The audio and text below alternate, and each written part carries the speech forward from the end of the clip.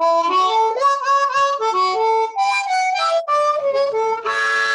it's Willie Armelini from Flowers and Scents with your industry buzz. Hey, today we're going to interview Patrick Dahlson. Patrick is the president of Mayesh Wholesale Florist. Now, Mayesh, who likes to fly under the radar, can't do it anymore because I think they have 20 locations now around the country.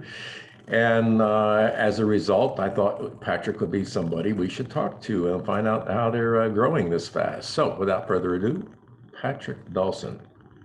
Patrick Dahlson from Mayesh Wholesale Florist. Okay, so first of all, I got a couple of admissions I think I have to get off my chest. First of all, it took me a really long time not to call you Patrick Mayesh. Um, uh, it took me a long time to connect the dots between Mayesh and you, Patrick. I don't know why, but well, because our last name is Dahlson, maybe. Yeah, it had a lot to do with it. And been in this business, a lot of companies like ours, have the same name as the company name as your family name. So that I could never connect those dots. And a little bit of it has to do with, I think, this is not necessarily Tupac and Biggie, but anyway, it's an East Coast, West Coast thing. I was pretty heavy East Coast, I guess, in my lifetime. California was a little bit out of our zone in terms of trucking way back when. So the California side and in this case Mayesh was sort of a little bit of a mystery to me. But obviously over the years we have bumped into each other, and y'all have bought up so many companies that you certainly got on my radar. So first of all, congratulations for doing all that. Well, thank you. We've had a lot of fun doing it. I'll bet. And the second thing before I forget is that at the WFSA convention 2 years ago, in 21, I guess, you gave a speech on how you handled COVID. And it was so good that it's stuck in my head, and it's still stuck in my head. It was a very passionate and sort of brilliant response to how you had to manage in that time of crisis. So, well done. Thank you. I had a great team to do it, and those were times they're so far in my rearview mirror. I tend to not look back at them too much because there's been so much going on that's positive. Once we got out of being the biggest COVID losers in this, well, at least in our section of the industry, the industry has just been rolling as far as I'm concerned, and so it's looking forward. But those were some serious times, that's for sure.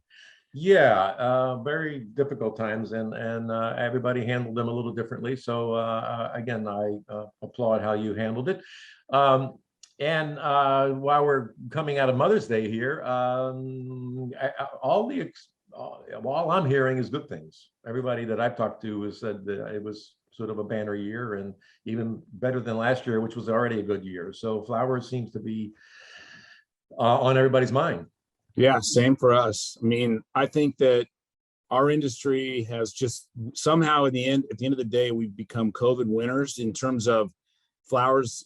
My elevator speech is really flowers. Never before flowers been used for personal consumption in the US like they have people to say, I love you, I miss you, I wish I could be there. And by the way, I am going to get some flowers for my house because I'm living in my four walls and I need to beautify my house and keep my mood up. And I think that's continued, Willie. It's been amazing. It really, you look at TV shows or whatever you look at that's on TV, whether it be these Netflix and all these things, so many commercials use flowers from flower shops as the medium. Yeah. They could be selling insurance, but it's happening in a flower shop. Yeah, I've seen it. Yeah, somebody's got a stomach problem, but flowers are going to solve it. No, it's crazy. I mean, we really are getting a lot of like free press out there, a lot of real exposure day in, day out. And, we're just on a great roll. I mean, I've been in this business since I was a kid, and this is the stuff dreams are made of. Yeah, we couldn't have asked for this or predicted this sort of demand in flowers, and we've experienced the same thing here. Being sort of trapped at home for a while, flowers were just a nice perk to have in the house, and and I bought flowers that we would never have bought before. A Godetia, I keep bringing up. I bought some Godetia, which Hey, I must say, what? we're gonna have to educate you on some flowers now and then. Yeah, Every now and then, I hear you say flowers you like Godetia, like that are like, wow, this is such a different flower, and it kind of cracks me up. I'm like, we're gonna have to get you up to speed on what's going on out there yeah. on the really really unique stuff, Willie. Well, they did open, and I liked them, and I was like, wow. Hey, flower's a flower, and if whatever shakes your shorts, as they say. Well, hey, the industry has come a long way, and there have been a lot of consolidations going on, and it seems like everything is sort of quieted down at the moment. There was sort of a buying spree going on there between wholesalers and growers. Well, the growers seem to be still buying. The bouquet makers still seem to be buying up. Yeah, But it's true. consolidation wise, it sort of seemed wholesale wise, it seemed to have quieted down. Yeah, I mean, my take on that is it's not easy for any one of us who have done acquisitions to bring them into the culture, to really make them, whether it be any one of us who have done them, make them part of our teams. It takes a while. You got systems, you have just there's been a lot of fast, and there was a lot of fast and furious ones that are far bigger than what we've done, swallowing many more branches at one time. And I think it's hard. I think it's difficult. I don't think it's super easy unless you just do it and it's on paper and you just want to have numbers or something. I think it's hard to really bring those folks in and make those branches part of the mothership, if you will. Yeah. So that's that. And I also believe, Willie, there's probably what's going on is, I mean, a rising tide floats all boats. So, some sales were due to duress and stress. And, if you're not floating on this tide up, something's a little weird. I mean, it's hard. I mean, business has gotten harder. This distribution business, every bit of it's hard. I suspect we'll see people retire. Maybe they can't find a buyer, or maybe they will, but there'll be some changing of hands because it's hard. It's never been harder to line up your logistics, to get your freight in, to get stuff cleared, to deal with the lack of labor, the lack of truck drivers, the competition for people to take your local deliveries because of Amazon and FedEx and the like. So I think the business has gotten really, really hard. And kind of that's what I pay attention to, our teams and our corporate buyers and what they have to go through to make it happen. And there's a lot of stress out there. It's pretty hard. Yeah, it's been very challenging from the logistics side for sure. With my background, I hear a lot about it, and it's been never more difficult or more expensive to get things. So my reporting is pretty much telling people, be careful of your costs, because the costs are you got to pay attention. You can really, if you're not really updating almost daily, certain surcharges or additional costs for moving stuff out of the country, into the country, and domestically as well. I mean, none of it's going without a pass through that's pretty steep, and it's happening daily, fast. Hey, Patrick, what you source a lot from California as well. I mean, obviously you are in California, so you can take advantage of that production. Yeah, I mean, production's changed, as you probably know. We have had a lot of switch to cannabis up in the Carpinteria area, which was the biggest area for a while. But Mayesh was built on domestic California product. We bought the company in 1978. We were buying from the local growers in Salinas, Watsonville, Carlsbad, Encinitas, and Oxnard, Carpinteria. And as time went on, we started doing imports and things, but we always source directly from the growers, and we maintain a pretty heavy presence on what's available to buy, in these markets as well. So we're running trucks up and down the coast, all the time, picking up flowers and then dropping. We have some good backhauls to our own locations now that we're in San Francisco, Portland, Seattle. There's products all along the way. So pretty nice situation where we've kind of created a natural route all the way down to San Diego. Huh. So I guess your biggest purchase more recently would be the Branham Street thing was one of your bigger ones, wasn't it? it was the largest one we've done, yeah. And the most recent was Cut Flower in Atlanta, Right. and that was a really nice house, nice size. But no, Brandon was very large, yeah. Yeah, and the market is still thriving down there. The LA market is still everything it used to be. It's interesting what we were faced with, in different regions were faced with different things during COVID. California was the last to open up, right? So there's I live in Houston now, so Texas has been pretty wide open for a long time. So we have several of our branches in different areas that were wide open and really performed pretty good, pretty fast.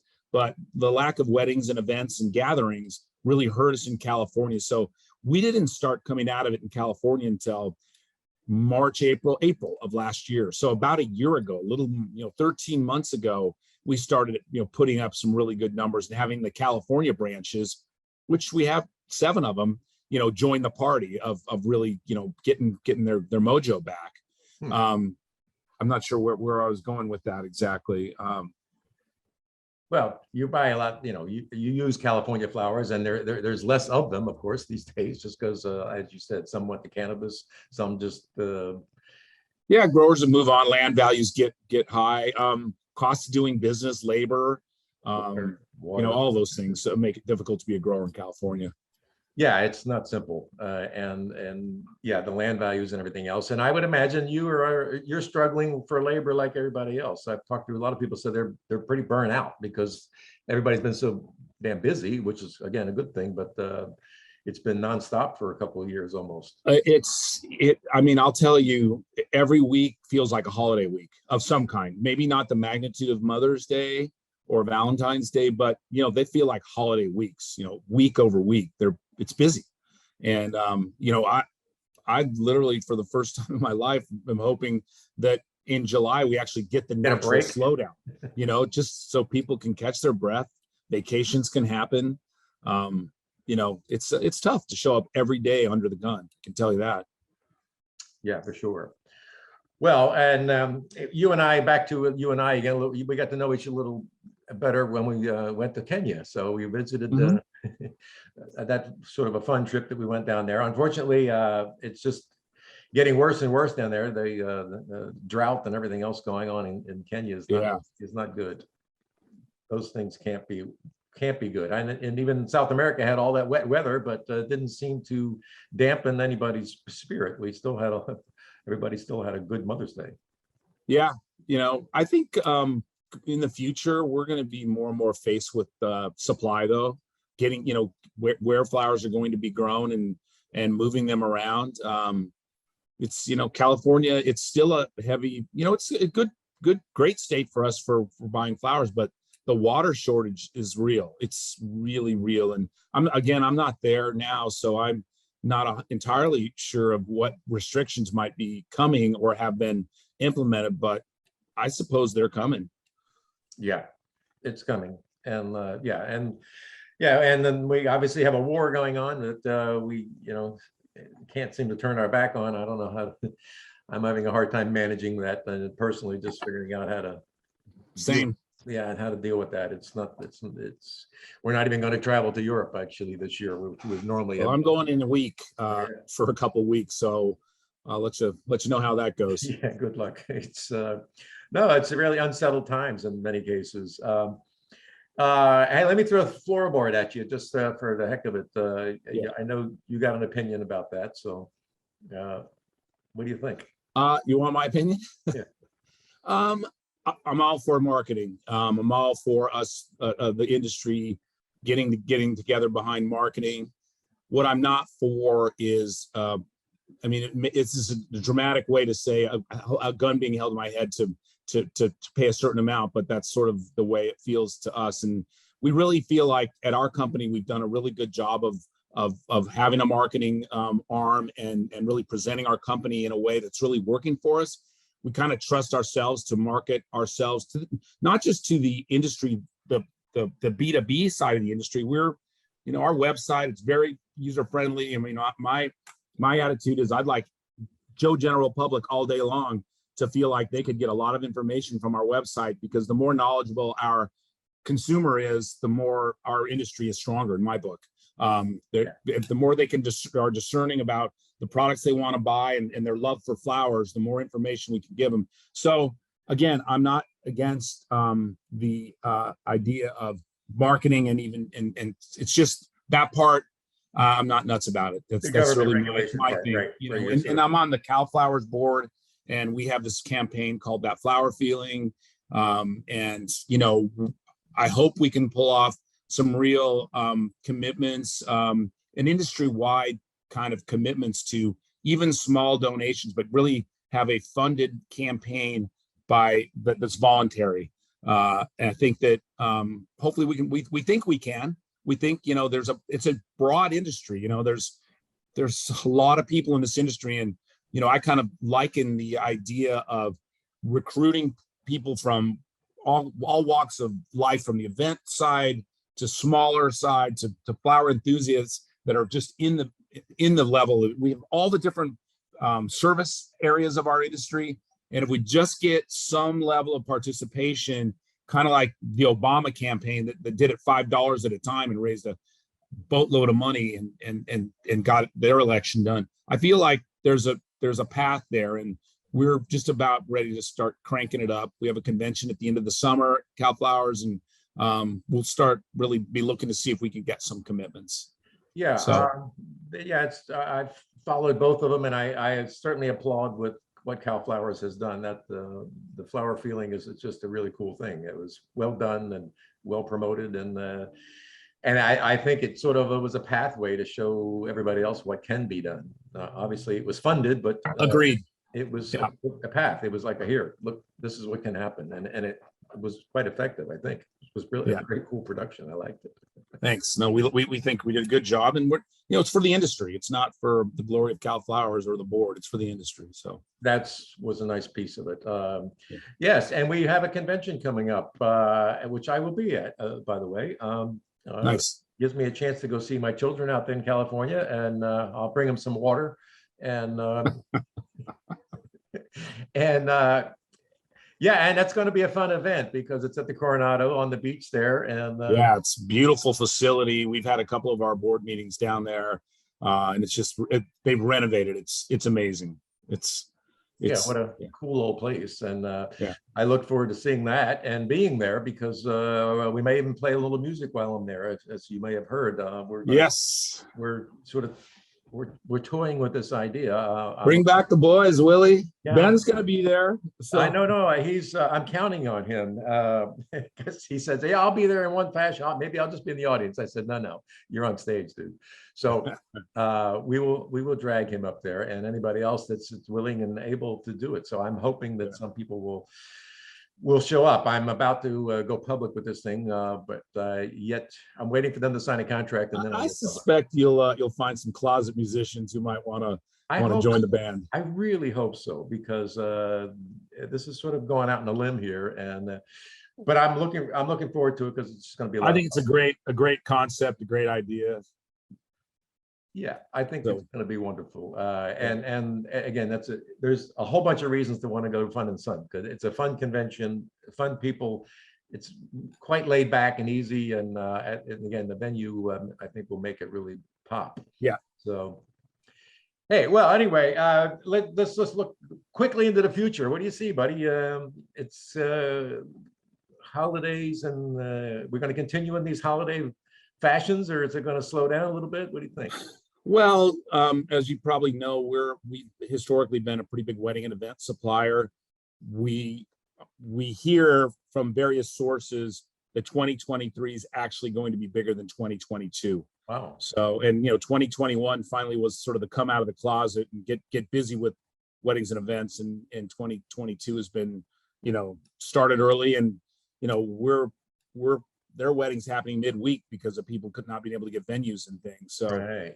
I understand 2023 is poised to be big, but you know, we try to take it small steps at a time, right? Because you know, we've got inflation, we have a war over there, we got stuff that, you know, Willie, I'll tell you, when the Great Recession hit, I thought, man, I didn't want to ever have to live through another recession and kind of just really suck it up, nut it up, and figure out how to get through it. We did. We got through it in fine fashion. It was very hard. Hope I never have to see one again. And then we get COVID, and somehow we've made it through this really well. And I just I don't count that. Whatever. I mean, if the rug's going to get yanked, it's going to get yanked, and we're just going to keep plowing ahead and riding this wave, because I do believe we are riding a wave. Yeah. Well, look, you guys are strong. You're a real presence in the market. So I believe, and you're nice people, and you're clever. Your guys have figured out how to do things that other people didn't want. There was some business, a lot of that wedding business. I don't think, well, everybody wanted it, but you took it on head first, I guess. So yeah. More power to you. Anyway, sir, it's been a pleasure. I think we've covered some ground here, and I like to keep these short enough that people watch them, and they will watch this. And I appreciate your time today. My pleasure, Willie. Always look forward to seeing you in San Diego in a couple months. I will see you in San Diego. You have a great day, sir. Cheers. Bye now.